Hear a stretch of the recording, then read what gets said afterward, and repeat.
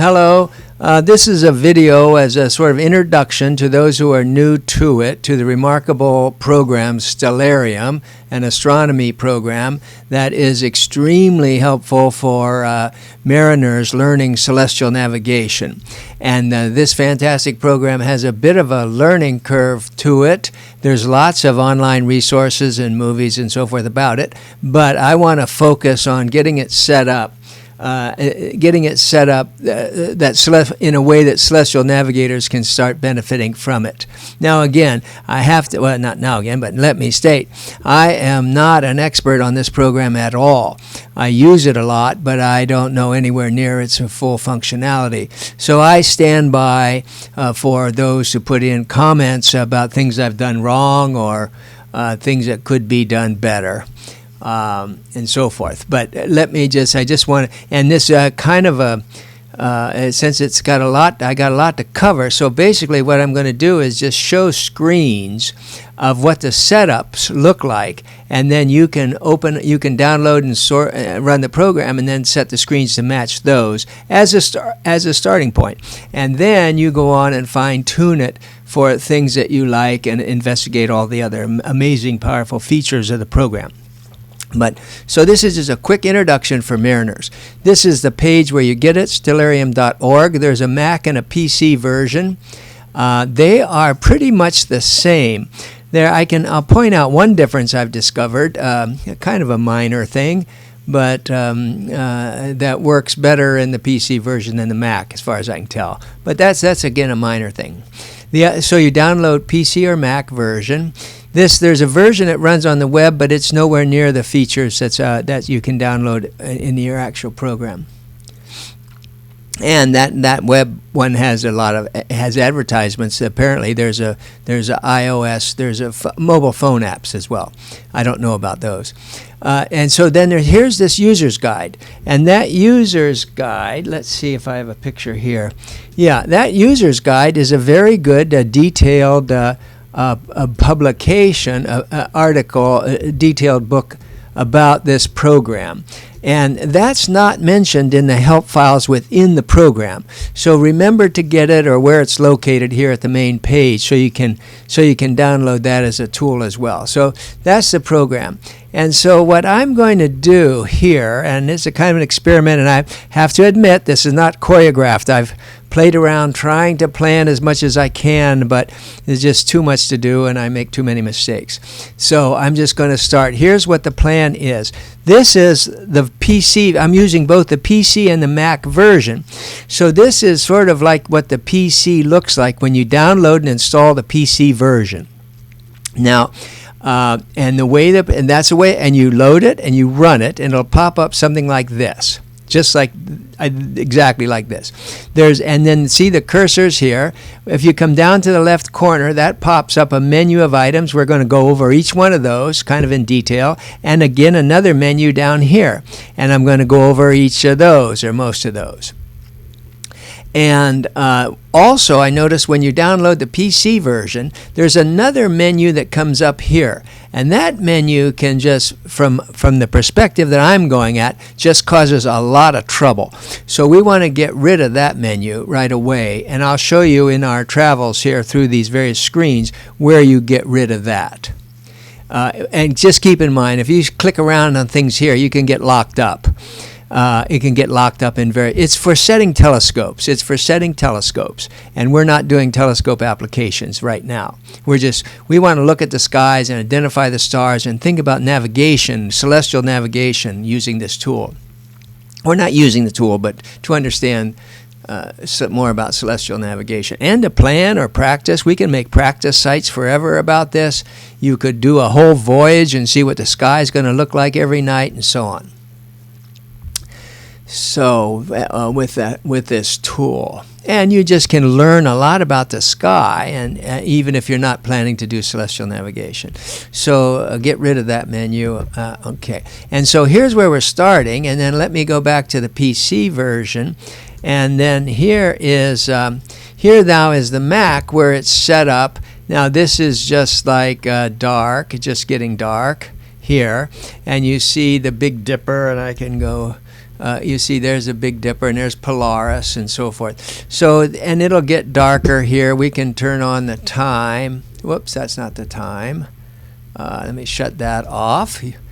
This is the time, and I can make it a little bit darker. See, this is an hour. I go up 1 hour, and it's a little darker. Well, I didn't have to go a full hour. I can go up minutes, you know, and just set the sun a little bit more, and you see the sky rotating and so forth. So this is a kind of view we want to get, but we're starting out with something like this, and then we'll just go ahead and set these others.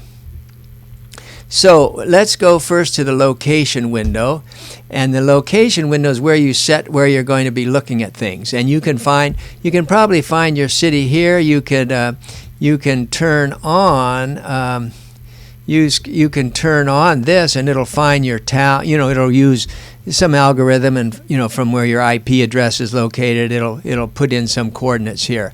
But so like that, you could turn that on, and that would find that. Oops. But what I want to do is I want to put in, for a navigator, you want to practice putting in some special place. Now you can, if you don't care about exact details. I mean, you cannot zoom this picture, to my knowledge, but you can click here, and when you click here, it puts a position in here. But if you want an exact place, like over here, notice when I change the place, then the position, the daylight of the sky is changing. This defaults to the present time and date. Now you can change that, but it defaults to the present time and date. So it's here. Now if you want to make one of your own, let's say I want to make it at a very famous place in the Pacific Ocean called Ocean Station, November. I can just type in 40 here. Then I go down here and type in 0 and 0 here. And then come down here and make this 140. Okay, and then I'll make this, and again, you have to practice with this. You practice with it a little bit, and then 0. Now hit enter. Okay, be sure that don't forget the enter. Now this says elevation 56 meters. Now I have not figured out yet how that enters into the program at all. It must have to do with telescopes, and maybe something to do with the way it presents the atmospheric interference. But it is not height of eye. In other words, this is for celestial navigators. Let me note this is not height of eye. So if we're going to be standing on the water, you could change this to say 2 meters. And I just don't know how that's going to change things. All right, and so then you could put a name for your place. And look at, I want to just show you one thing. If I call this Ocean Station November, okay, then I can add it to the list. Right, Ocean Station November, it's here. But now when I'm down here and I'm actually looking at where I am, you know, let me close that. Let me close this, for example. Well, am I going to be able to close that? Yeah, but you see, then it just says Ocean Station November, and you're going to have to know what that means. So if you want that to read a latitude and longitude, then this name here that you give it, this is what's going to show up down here. So you would put in here 40 north, comma 40 north. Oh no, it's actually 30 north. What am I doing? It's 30 north, and then 140 west. For those who have done the Victoria to Maui or various ocean races, Pacific Cup and so forth, over the year, long time ago, there used to be an Ocean Station lighthouse there. I mean, a big light, and it was a marker of the course in a sense, not officially, but every boat that's ever won the race of Victoria to Maui has gone within 100 miles of that point. So anyway, interesting benchmark. It's no longer there. Even the big N on the chart's not there anymore. You know, for 20 years it's not been there. Okay, so there you go, and now I can say add to list, but now you see when I come down here, now you see it's going to show what I want, 30 north, 140 west. All right, well, that's what you might want. Just keep in mind. Now, you have to play with that. Now, here's the point I wanted to make about the Mac. The Mac, see, I can go in here, I can find it, 40, 40 north, I can click it and then I can delete it, and so forth. All that kind of works well. Well, it doesn't work well. It works perfectly. Now, when you go to the Mac, that doesn't seem to work as well. Sometimes you can delete them, sometimes you can't. It just is a little bit trickier on the Mac. But you can work around it. All right, so that's that. So now let's start looking at what we've got here. This is just a location window, and that's all that's there. Use custom time zone, and we're going to be, we would be using UTC. Oh, where is that?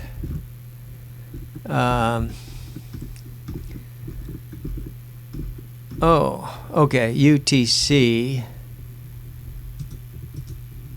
UTC. Okay, use custom UTC. Enable data. This is not going to matter because we're using this. But anyway, you set that to universal coordinated time, or you can set it to your local time.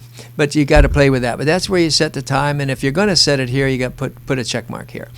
Okay, so that's all there is with the location. Now the time, and this just sets the time. And we're going to come down here. Where are these time buttons?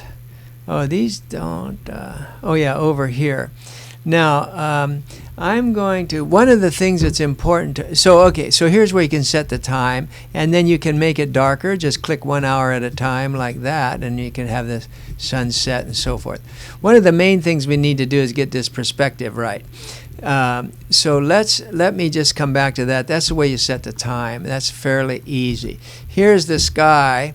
Now, what I'm going to do now, we want to go to perspective. So now I'm going to switch back to what I said I was going to do. And we're just going to start looking at the screens the way I've set them up to what I think is a good starting point for mariners. So let me just set this aside for the time being and go here to this one. Again, you get this menu over here and this menu down here. And so this, we got the location. Okay, we got the time. And again, if you want to make it darker, you can just go a little later, a little earlier. And then, okay, so here, now just look at these windows as I'm just going to step through this, and you can use this as a guide. Here is a key one that we want, to me anyway. Now you could change these, stereoscopic, fisheye, you can do all that things, but I found from my own work that this is the one that worked best for me.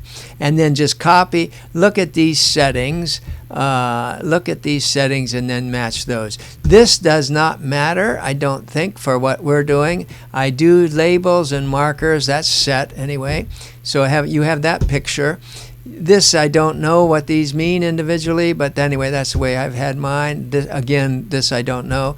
Landscape, now we do want that set to show the ground. See, now it gets into detail if you want this. Show the ground, show fog. Well, that's not going to matter too much. Anyway, this is the way I've got it set, and then I choose ocean over here. Ocean is this one. See, you could use whatever this, I don't know what this is. This must be show the ground. It's not there, show the ground. You see, that's the ground, it's the ocean. Okay, star lore. Now, again, I'm not using any of the star lore. If you click survey, it's going to, now you don't have to click survey, but if you click survey, then it's going to take a long time to fill up this menu with a list of stars. All right, so we're done with that. That's a configuration window. Let me get rid of that window. Get rid of the time for now. Search window. Now this is pretty nice, and you can play with this. I'm just going to say, let's say Capella. Say P-E-L-L-A. I know that's a star that's not in view. And if I search around, then it found Capella. Oh, it didn't. Where did it find Capella? Why isn't it marked? That's not Capella. Huh. Well, let me try that again. Search. I'm not going to interrupt myself here. I got to keep moving, but C-A-P-E-L-L. Capella, bang. Why? Oh, maybe Capella's below the horizon. Let's look here. Altitude. Oh, yeah, look at this. Altitude minus 4 degrees. So it took us to the right spot. It's a smart program, after all. But Capella's down here minus 4. And which way are we looking? We're looking northeast. Northeast. So you just have to change the time here. change the time. Let's see if it's going 4 degrees. Let's go up an hour. Did Capella come up? No, it's been down the other way. No. Okay, anyway, you have to play with that. I picked one. Let me do a different example.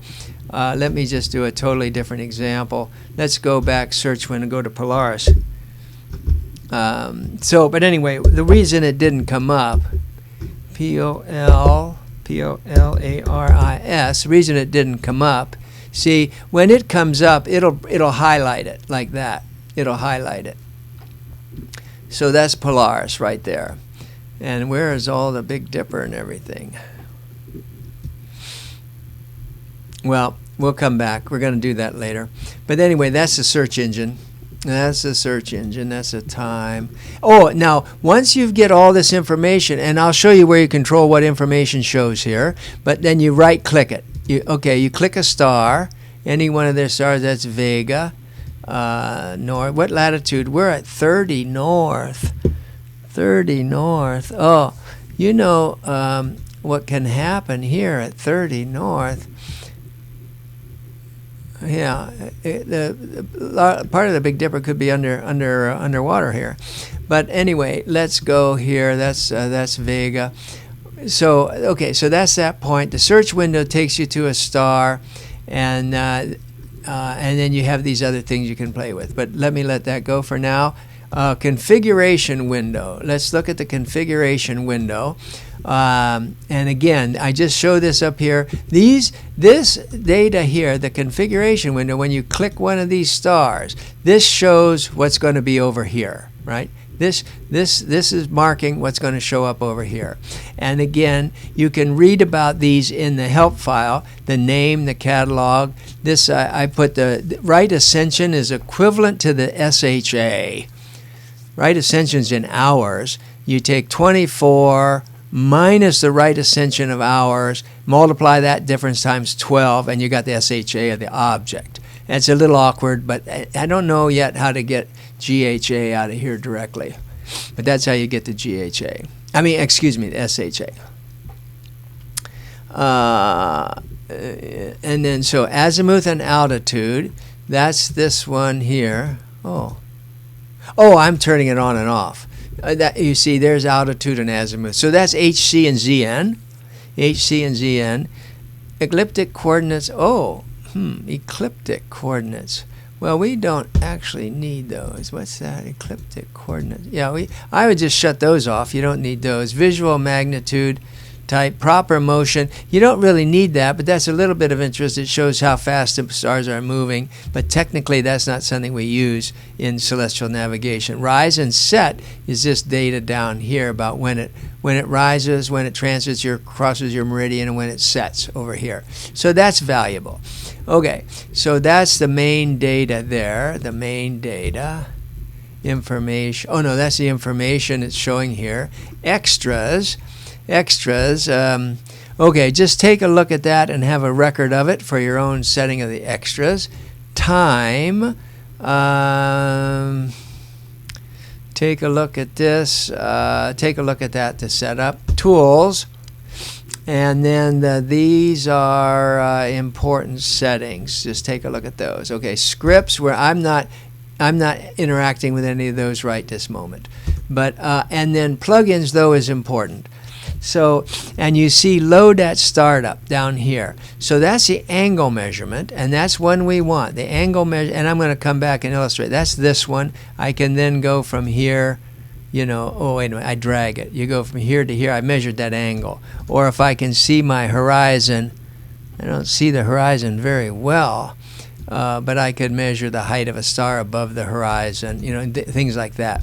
And now, okay, so that's the angle measurement, load at startup. I would also change, you go to configure, use DMS, degrees, minutes, seconds for format angles. But you see what this does. If I do that, that's the way it presents it, with D's, M's, and S's. But if you take that off, uncheck that, you get degrees, minutes, and seconds. Like that. So I would uncheck it, a little bit tidier looking. Okay, so that's that one. Now, the rest of these, now, again, all of these are off. Compass marks we want, because that'll put up this somewhere down here. And you see, as I roll across here, it tells me what the thing, over here, the writing, it tells me what these different things are. And I forget where, there's the compass marks. There's the compass marks.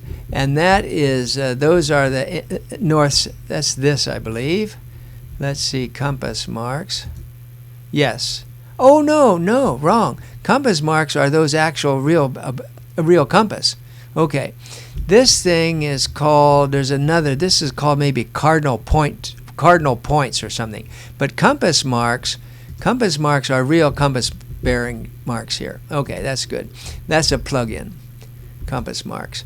And we want it, and we load it. Equation of time, you could put that. I have it here. It just writes out what that number is. I'll leave that for the Celestial Navigator. Navigational stars we want. Now, this is something, for years I've used this plug-in called Navigational Stars. That's existed for years. But up until the 2020 version of this program, it was extremely difficult, if ever, to get the thing working.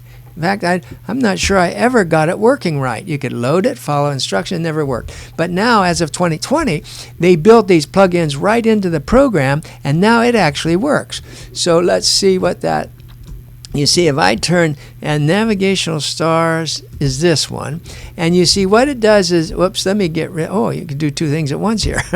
I can chew gum and click Navigational Stars. This now, it's not taking, what it's doing, Navigational Stars are the 57 stars on the daily pages of the Nautical Almanac. And it just highlights, it marks them in red. It doesn't do anything special, just marks them in red. And that's kind of, for a Celestial Navigator, that's a key point. Okay, so let's turn those off for now. All right, so what's else here? Observability analysis. And Frank, okay, displays. You'd have to read, I don't know what that one is. This Oculus, that's the one that is the menu that comes up in the PC that you want to get rid of. So the default for Oculus is load on startup. I would say, unless you're an astronomer taking pictures or telescopes or something, I would go in and uncheck that one. Pointer coordinates is valuable. That means I can, if I turn on my pointer coordinates, then you, let's see, where does that read out? Well, I'm going to let that go. It's reading out, somewhere it's reading out. Let's see, do I have it? Configure.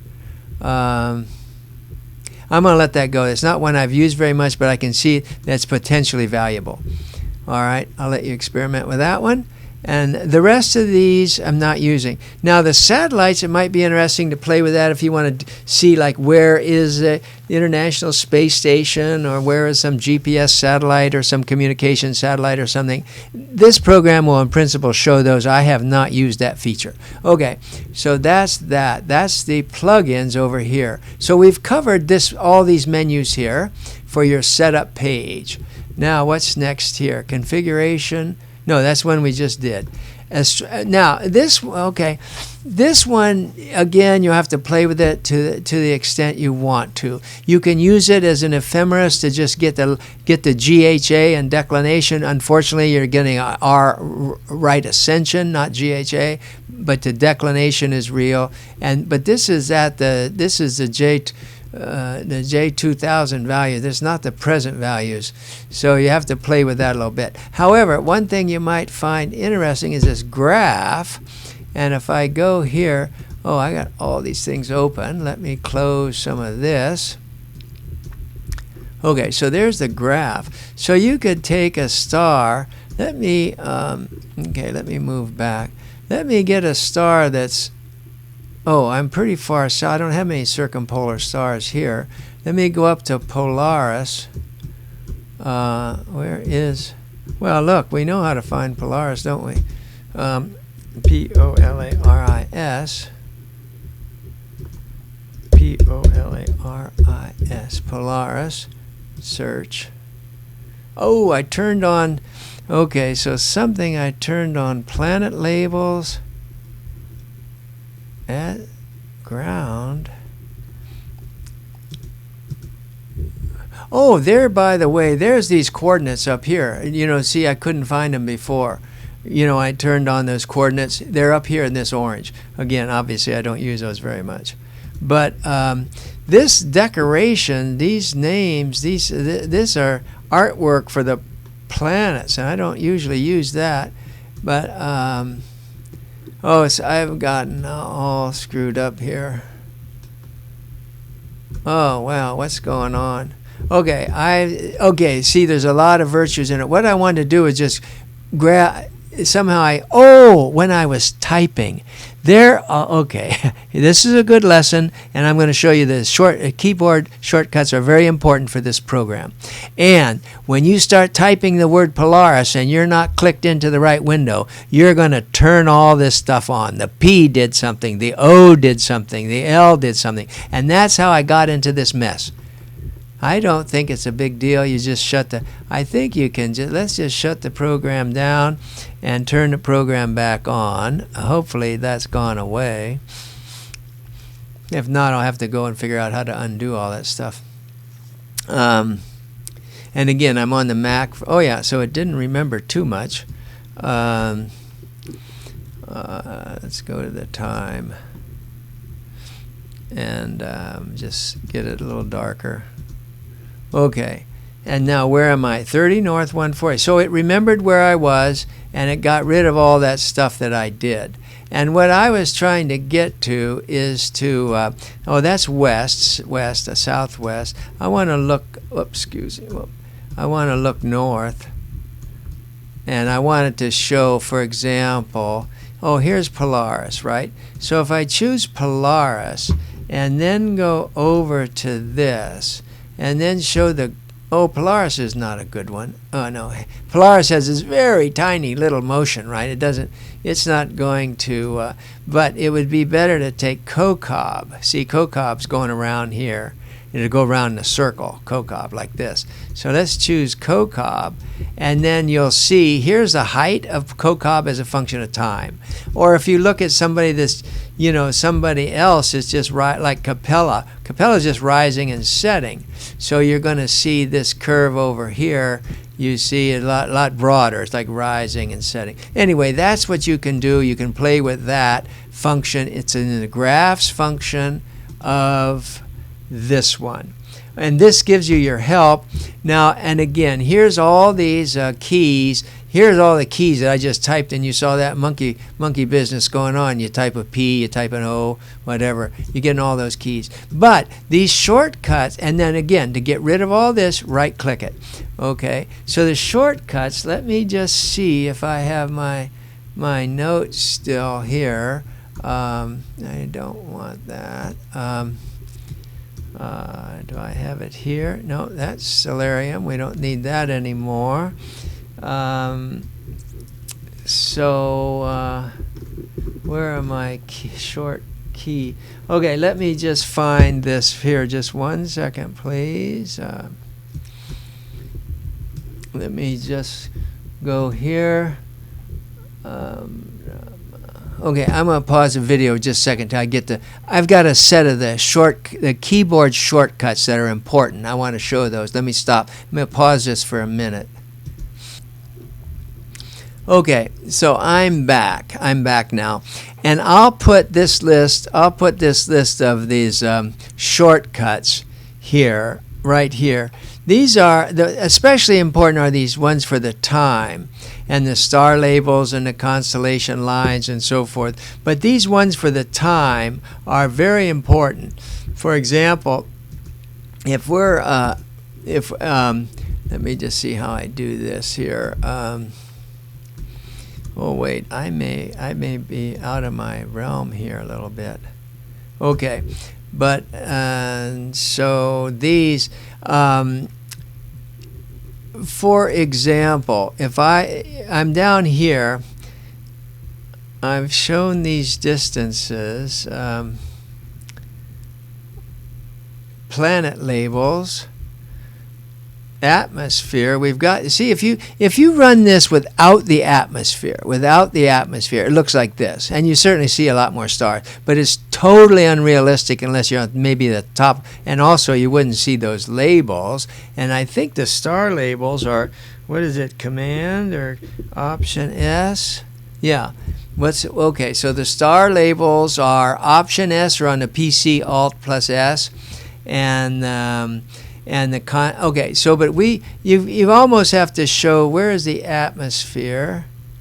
You almost have to show the atmosphere to get a kind of, and again, when this up here, right click it, and then you get a more realistic picture. And then if you want to show the names, you can turn the names on. You can control what level of stars you're seeing and so forth. But if you're doing the time, see, here's the normal time over here. You see set normal time. So if you click this button, this are now, let's see, set normal time. Well, these things should be moving here. Where's the time?